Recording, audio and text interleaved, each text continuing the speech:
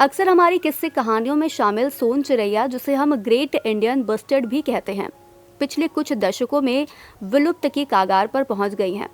ऐसे में supreme court ने ग्रेट इंडियन बस्टर्ड के संरक्षण उपायों और उन्हीं क्षेत्रों में नवीकरणीय ऊर्जा उत्पन्न करने के प्रयासों के बीच संतुलन खोजने के लिए 7 सदस्यीय समिति का गठन किया है। इस समिति का नेतृत्व पूर्व वन सचिव और राष्ट्रीय बाघ संरक्षण प्राधिकरण के पूर्व सदस्य सचिव सुनील कुमार सेठी करेंगे। ये समिति ग्रेट इंडियन बस्टर्ड के निवास स्थानों में नवीकरणीय ऊर्जा परियोजनाओं के प्रभाव का आकलन करेगी। साथ ही ये इस पक्षी के संरक्षण और नवीकरणीय ऊर्जा विकास के बीच संतुलन बनाने के लिए उपायों की सिफारिश करेगी।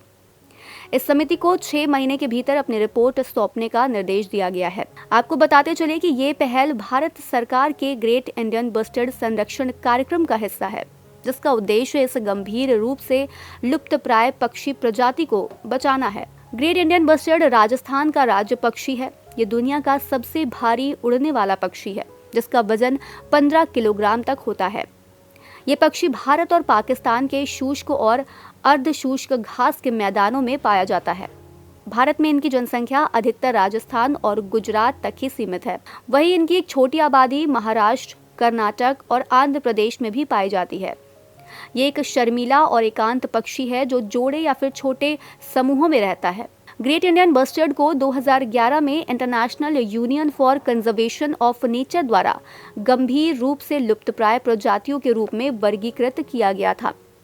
वहीं भारत सरकार द्वारा इसे भारतीय वन्यजीव संरक्षण अधिनियम 1972 के तहत अनुसूची 1 प्रजाति के रूप में सूचीबद्ध किया गया है। वर्तमान में भारत में इनकी संख्या 200 से भी कम है। इन पक्षियों के लिए सबसे बड़ा खतरा ओवरहेड बिजली लाइनें हैं, क्योंकि लगातार टकराव के कारण इनकी संख्या में लगातार गिरावट देखी गई है।